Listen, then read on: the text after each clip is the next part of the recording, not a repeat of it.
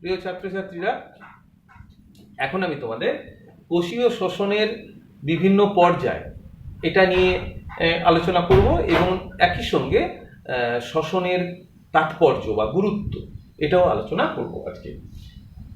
তো শ্বসনের পর্যায়ে গত পর্বে আমি তোমাদের বলেছিলাম যে সবাত শ্বসন, এখানে শ্বসন বলতে কিন্তু কোষীয় শ্বসন মানে আমরা সবাত শ্বসনই আলোচনা করছি। তো সবাত শ্বসনের তিনটে পর্যায়ে বলেছিলাম: গ্লাইকোলাইসিস, ক্রেবস চক্র ও প্রান্তীয় শ্বসন বা ইলেকট্রন পরিবহন তন্ত্র। তবে আমরা মাঝে আরেকটি ছোট্ট সংক্ষিপ্ত পর্ব আছে, সেটি সাধারণত উল্লেখ করা হয় না, এখানে আমি উল্লেখ করে দেব।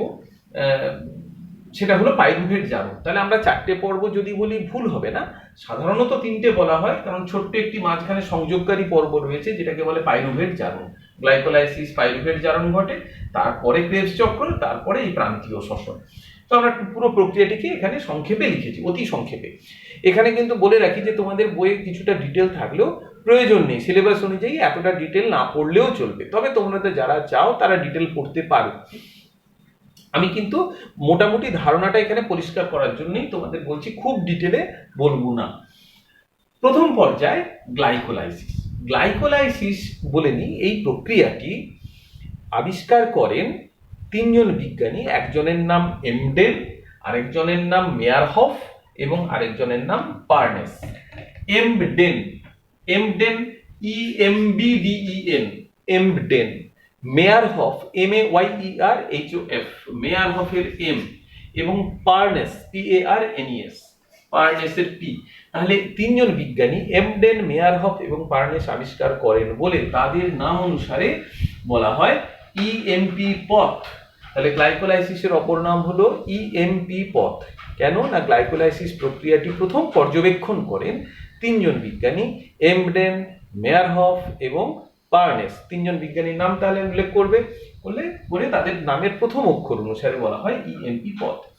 এখানে কি উৎপন্ন হয় না, এক অণু গ্লুকোজ থেকে দু অণু পাইরুভিক অ্যাসিড উৎপন্ন হয়, দু অণু পাইরুভিক অ্যাসিড। আর কি উৎপন্ন হয় না, এটিপি এবং NADH2। এডিপি থেকে এটিপি তৈরি হয়, আর NAD মানে নিকোটিনামাইড অ্যাডিনিন ডাইনিউক্লিওটাইড থেকে বিজারিত NAD উৎপন্ন হয়।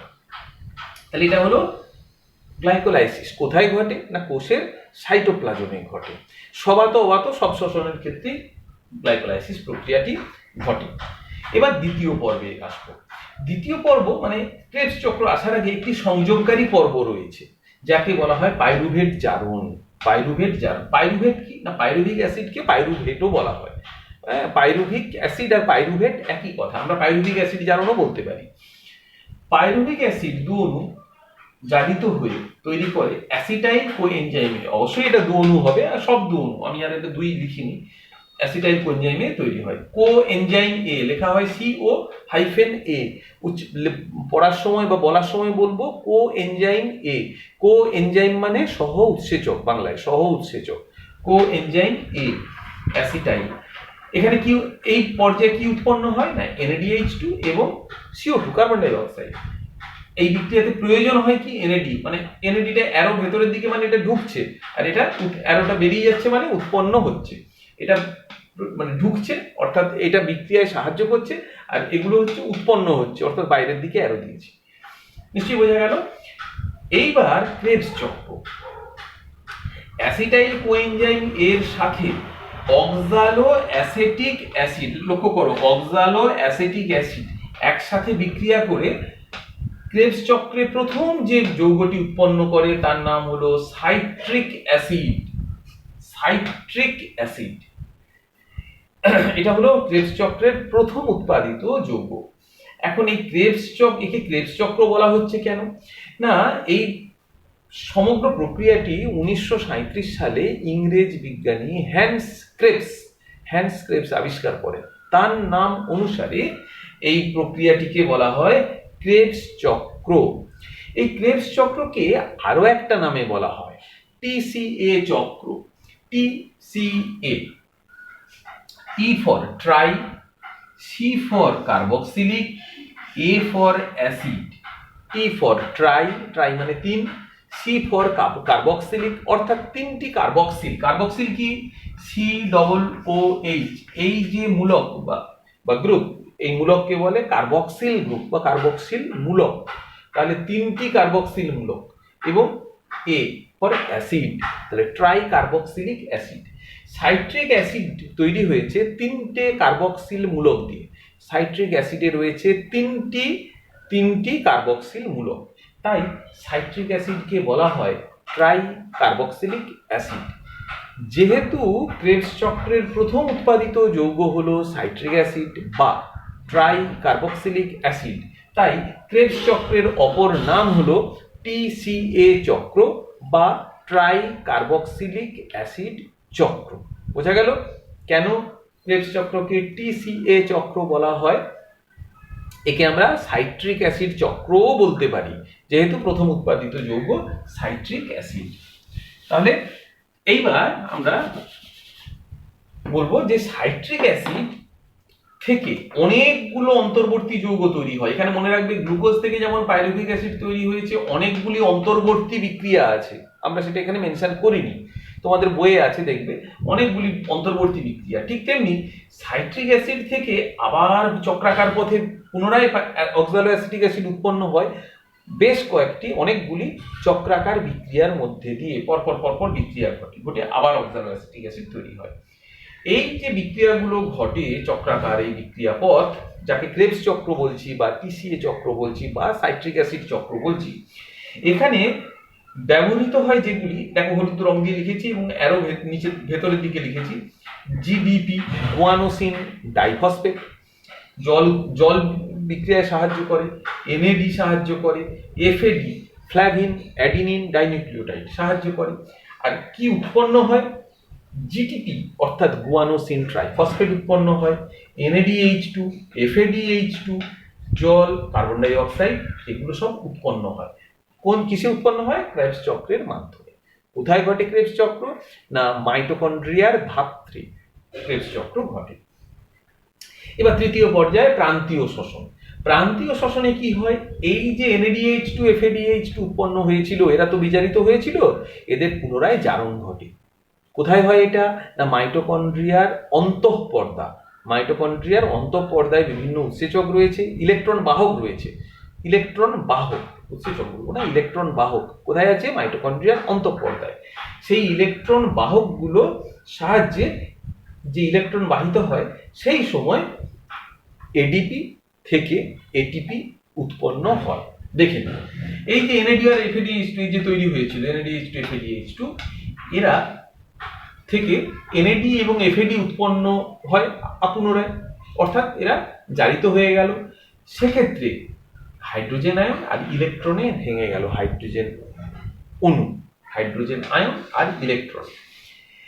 এই যে ইলেকট্রন, এটা অন্তঃপর্দা, মাইটোকন্ড্রিয়ার অন্তঃপর্দায় বিভিন্ন বাহক আছে, ইলেকট্রন বাহক সমূহ, তারা এই ইলেকট্রনটাকে বহন করে নিয়ে যায়। এই বহন করার সময় ADP থেকে ATP তৈরি হয়।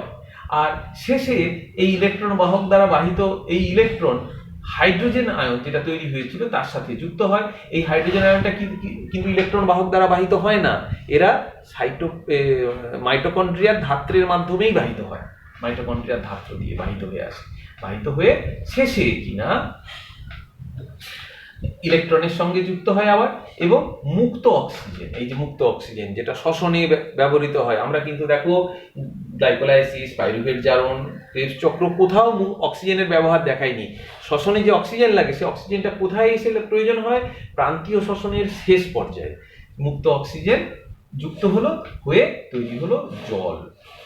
তাহলে এইভাবে প্রান্তীয় শোষণ সম্পন্ন হয়। প্রান্তীয় শোষণের শেষ পর্যায়ে মুক্ত অক্সিজেন প্রয়োজন হয়, আর কোথাও কিন্তু মুক্ত অক্সিজেন প্রয়োজন হয় না স্বগত শোষণে।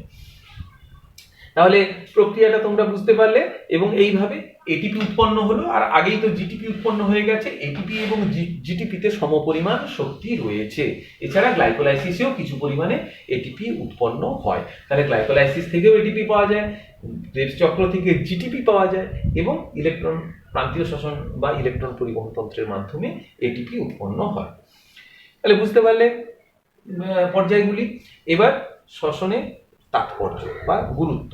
দুটো গুরুত্ব, একটা হলো শক্তির মুক্তি। আমরা জানি খাদ্যের মধ্যে যে স্থৈতিক শক্তি আবদ্ধ থাকে, শ্বসনের সময় সেই খাদ্যের জারণ ঘটলে স্থৈতিক শক্তি তাপ শক্তি ও গতিশক্তি হিসেবে মুক্ত হয়, এবং সেই যে তাপ শক্তির শরীরে জীবদেহে যে তাপ উৎপন্ন হয় বেঁচে থাকার জন্য, সেই তাপ হলো ওই শ্বসনে উৎপন্ন তাপ শক্তি।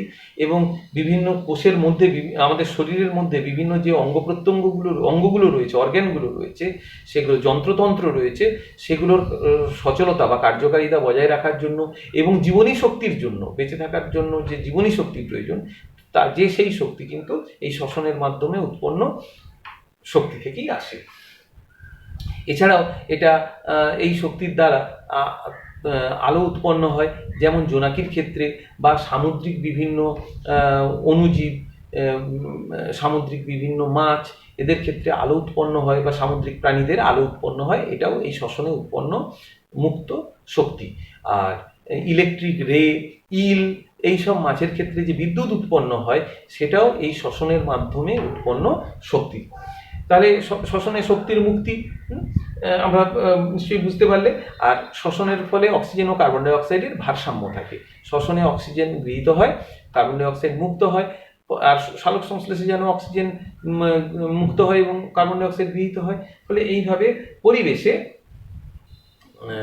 অক্সিজেন ও কার্বন ডাই অক্সাইডের একটা ভারসাম্য বজায় রাখতে জীবকুল সাহায্য করে। শুধু বাতাসে নয়, জল এবং বায়ু দুটোই, দু জায়গাতেই, জলে অক্সিজেন কার্বন ডাই অক্সাইডের ভারসাম্য এবং বাতাসেও অক্সিজেন কার্বন ডাই অক্সাইডের ভারসাম্য বজায় থাকে।